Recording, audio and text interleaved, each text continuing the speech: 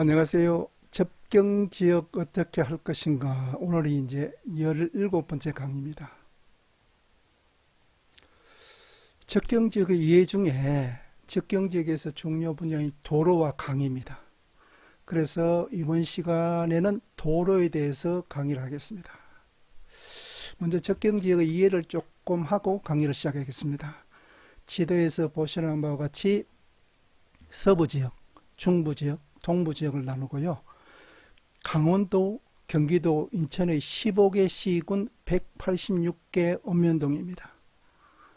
그리고 왜 접경지역에 대해서 중요하냐 하면은 전쟁 양상이 선에서 점으로 바뀌고 지역 주민들이 대부분이 고령자이기 때문입니다. 제가 앞에 강의에서도 언급을 했습니다.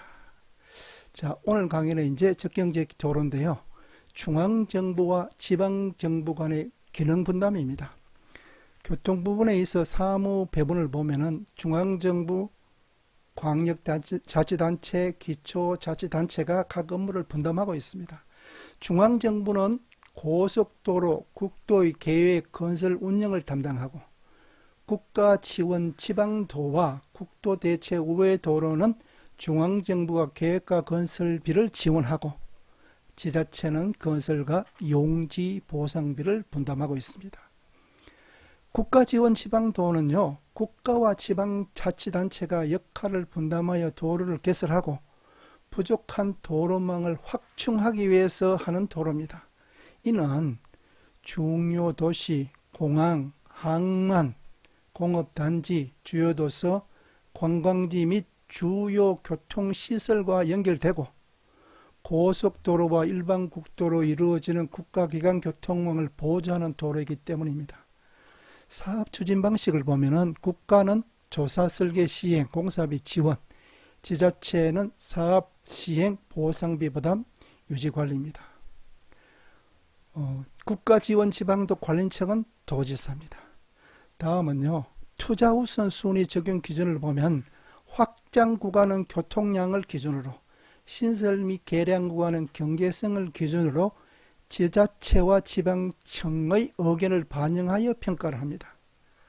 이는 지자체 부담 비용의 확보 정도 및 사업 추진 실정을 감안하여 지자체별 사업비를 배분합니다. 배분 기준을 보면 도로 연장비가 50%, 인구와 자동차 평균값인 교통수요 지수가 30%, 재정력 역지수가 20%를 활용하고 있습니다.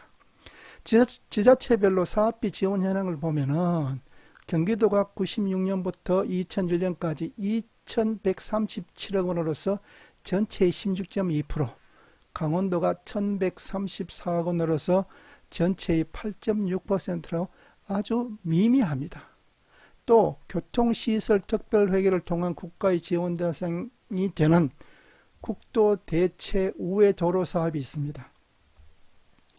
국도 대체 우회 도로 또 국가 지원 지방도의 건설은요, 공사비는 국가에서 보조하고 보상비는 당해 관리청에 속하는 지방자치단체가 부담합니다.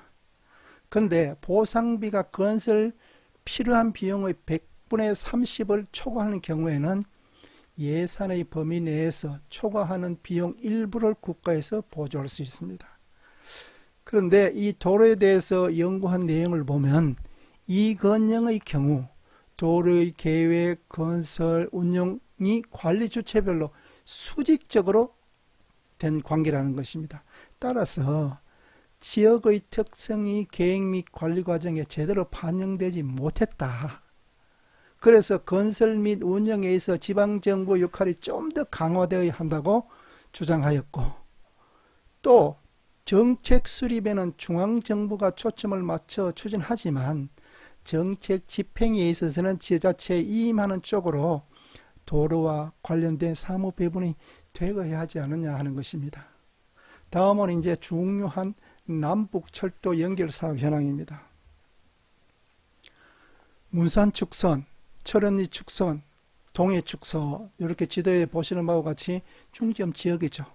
철도 사업에 있어 기능 분담을 보면은 광역자치단체는 도시철도 건설 및 운영을 담당하고 기초자치단체는 경전철 건설 및 운영을 담당하는 등등 이렇게 구분이 되어 있습니다. 교통의 부분별 중앙과 지자체의 재원 분담 비율 및 시행 주체를 보면은 중앙정부의 지원은 버스의 경우는 벽지 노선 보상, 공영 차고지 조성, 택시의 경우 세제 감면 정도로 국한되어 있어 좀 미흡하다. 그리고 지자체의 경우 자체적으로 대중교통시설 및 운영에 대한 지원으로 수행하고 있습니다. 우리가 가장 관심을 많이 갖는 접경지역의 교통사업 중에 위에서 지도 보는 바와 같이 경의선 철도 연결, 동해선 철도 연결, 철원리 축소 철도 연결 이런 내용의 모든 부분이 국가 주도로 수행되고 있다는 것입니다. 그래서 철도 사업의 경우 지자체에서 분담하는 일이 거의 없기 때문에 또 도로의 경우는 국도이기 때문에 중앙정부가 주도하고 연결공사 및 국경지역시설을 추진하고 있다. 우리는 이런 내용이 현실입니다. 그래서 문제점을 보면은 지방도 및 시군도의 경우 접경지역이라는 특수성을 고려를 하지 못하고 있다. 그래서 다른 지역하고 거의 같이 적용되고 있다. 그래서 이 지역은요, 안보 위협이라는 측면에서 상당히 위축을 받아왔고 또 국방작전도로나 미군 공유지 등의 제약으로 상당히 규제를 받아왔다. 또한 자연환경의 보전, 국가안보상의 특수성을 고려한다고 규정은 되어 있지만은 교통사업 추진에 있어 남북한 통합의 측면을 고려되지 않은 것이 좀 미흡하다. 이렇게 이제 볼 수 있습니다. 그래서 지방자치단체에 편익을 주는 것보다 주로 지역개발의 중앙정부 쪽으로 이렇게 도로가 발전되었고 또 이에 대한 보상도 상당히 미미했다. 그리고 DMZ를 보호하는 환경보호 차원에서도 상당 부분의 제약을 받아왔다 하는 것입니다. 도로사업의 재원 배분을 보면은 지역 사정에 따른 고려가 부족한 것으로 평가되었다. 왜? 일부 지방도 및 시군도의 경우 교통량이 증가가 되고 있음에도 불구하고 국도 위주로 투자되고 있고 중앙정부의 재원 보조를 해준다는 이유 때문에 중앙정부가 선호하는 쪽으로 지방도나 시군도가 이렇게 되는 경향이 있다는 것입니다. 따라서 지방자치단체별로 도로 정비 사업에 대한 지방비를 자체 부담하도록 규정하고 있지만은 지자체에서 자체 재원이 부족하다. 이런 문제점이 항상 같이 맞물려서 문제로 되고 있습니다. 또 재원 조달을 보면 고속도로는 일반 회계 재원, 정부의 도로공사 출자금, 통행료 수입, 도로공사 자체 재원, 차입금 등으로 조달하고 국도는 교통시설 특별 회계에서 지방도는 지자체의 일반 회계 및 지방 양령금 등에서 주로 조달되고 있습니다. 다음은 지방재정조정제도에서 좀 알아보겠습니다. 지방재정조정제도라는 것은 중앙정부와 지자체, 광역자치단체와 기초자치단체, 동급자치단체 간에 재원을 공유할 때 단체 간의 재원 불균형을 조정해 줌으로써 지자체의 바람직한 발전을 유도하는 제도입니다. 그래서 이 종류를 보면 국고보조금, 지방교부세, 지방양령금 등이 있습니다. 이는 지자체가 자체 재원인 지방세 등에 의해서만 행정서비스 공급비용을 부담하도록 했기 때문에 부족하다 이거죠. 그래서 지방정부의 의존 재원은 국고보조금, 지방교부세, 지방양령금 제도에 의해서 중앙정부에서 지방정부로 상당 부분 좀 이전되면 좋겠다 하는 것입니다. 자, 국고보조금과 지방교부 제도에 대해서 좀 상세하게 알아보겠습니다. 국고보조금은요, 중앙정부가 특정 사업 수행과 관련해서 특정 사물을 중앙정부가 지방정부에 위탁하고 재원을 지급하는 것입니다.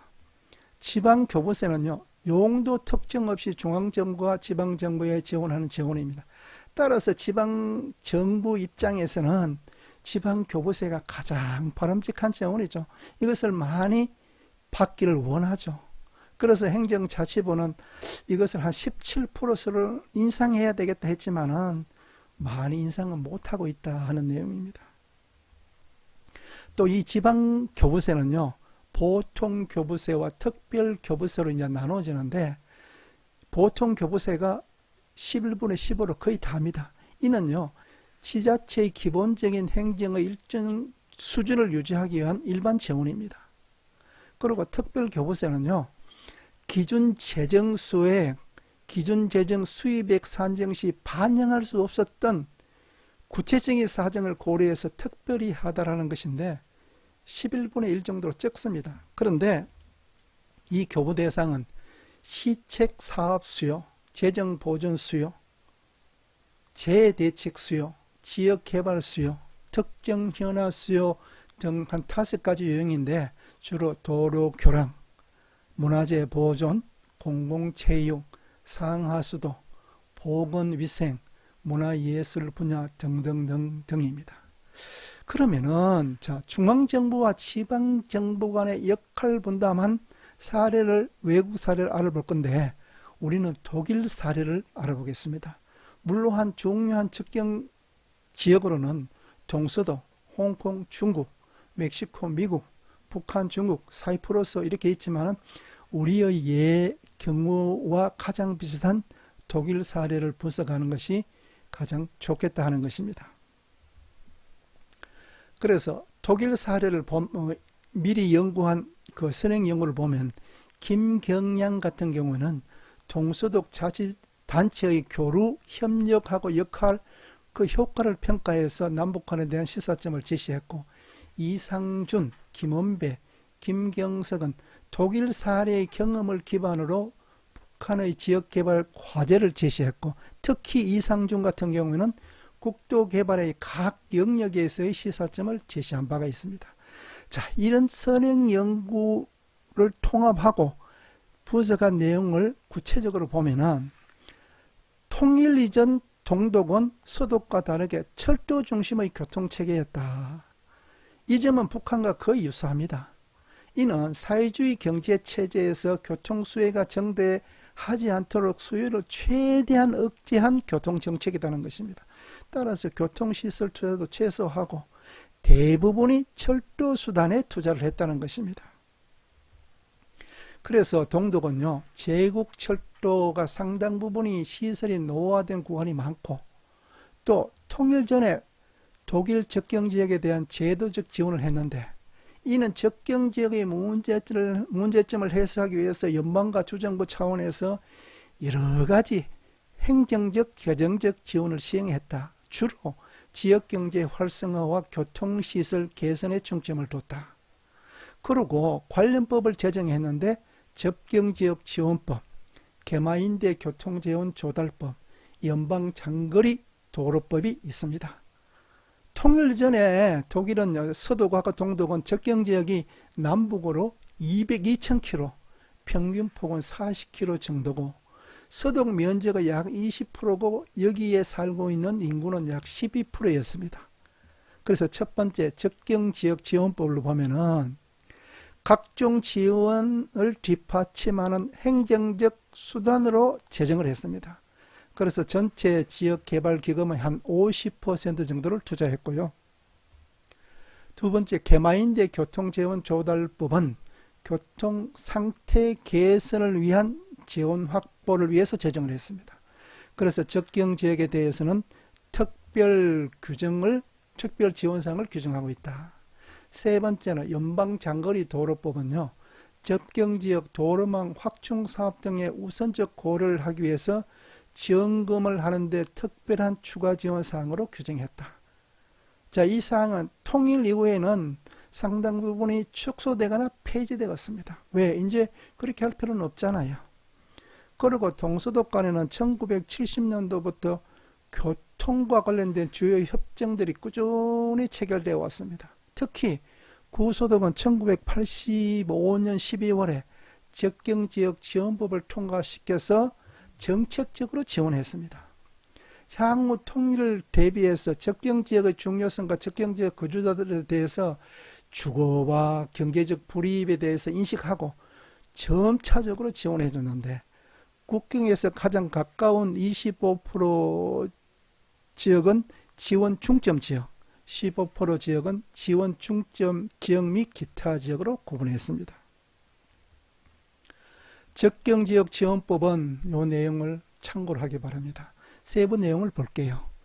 국도의 경우는 연방정부는 5년마다 국도의 보수유지 대상 선정하여 우선순위를 정하여 사업을 실시했는데, 접경지역의 경우에는 우선순위 결정 시 특별 가산점을 부여했다. 지방도는 연방정부의 재정보조가 일반적으로 60% 수준인데 접경지역은 75%를 보조해줬다. 철도는요, 철도 선로의 폐지 결정 시 연방교통성이 독자적으로 결정했는데, 접경지역의 경우는 내각에서 결정하도록 좀 더 신중을 기했다. 즉, 접경지역의 교통투자에 있어 경제성뿐만 아니라 정치성도 고려한 투자한 점이 특징이다. 또 접경지역 지원법을 보면은 접경지역 주민들이 국경 분단에서 물류비를 너무 과다하게 했기 때문에 이걸 좀 지원해주자, 이것도 명시를 했다는 것입니다. 보상의 대상은 동서독 간 국경에 따라 우회 수송을 할 수밖에 없어서 들어간 화물 운송료를 보상해 줍니다. 보상액은 개별 기업당 1년에 4,000DM, 또 연간 화물 운송료가 기업당 2,000DM을 넘고 전년도 매출액의 0.4%가 초과된 경우에도 지급을 해줬다 하는 것입니다. 동서독의 교통망 확충 사업을 추진하는 과정에서 한 3차례 정도 크게 서로 협정을 맺었다. 특히 이때 동독은 냉전 체제 하에서 자기들한테 경제적 이득을 확보할 수 있었다는 것입니다. 또 동서독 간에 서로가 이해가 일치되기 때문에 큰 무리 없이 실행이 되었다. 그래서 제1차 동서독 교통망 확충 공동사업 74년도, 제2차 동서독 교통망 확충 공동사업 78년도, 제3차 동서독 교통망 확충 공동 프로젝트 등등 내용은 보시기 바랍니다. 자, 우선순위는요, 보면은 관공업하고 지역경제, 그 다음에 도시교통, 도시주택, 교통 등등등, 교통이 세 번째입니다. 자, 주정부 차원에서 가장 관심을 갖는 분야는요, 자연 및 녹지, 교통 및 문화사업, 사회보장 및 보건, 에너지 공급, 기술적 환경보호시설이고, 연방정부 차원에서 가장 관심이 있는 분야는 교통 분야로서 광역시설의 계획과 확충에 집중적으로 지원했다는 것입니다. 그래서 결론적으로 동서독 연결 교통망이 미리 유지되었기 때문에 통일 후에 급속한 통행량 증가와 물류수송 비용이 분산되고 상당히 효과적으로 기여됐다 하는 것입니다. 여기에서 볼 수 있는 것은 우리도 미리 남북 평화통일을 대비해서 이런 준비를 하는 것이 상당히 효과적이다. 그때 당시에 오면 이미 늦지 않았나 이렇게 생각합니다. 자, 오늘 강의는 여기서 마치고 다음 강의는 접경지역의 도로 중에서 중앙정부와 지방정부 사례 분석을 하고 이제 임진강에 대해서 국토자원으로서의 특성, 남북교류 협력 지역으로서의 의미, 교류 여건에 대해서 내용을 알아보겠습니다. 강의 등록은 같고요. 밑에 있는 제 프로필은 참고로 봐주시기 바랍니다. 그리고 단석부동산 TV 채널에서 여러분들 구독 꼭 부탁합니다.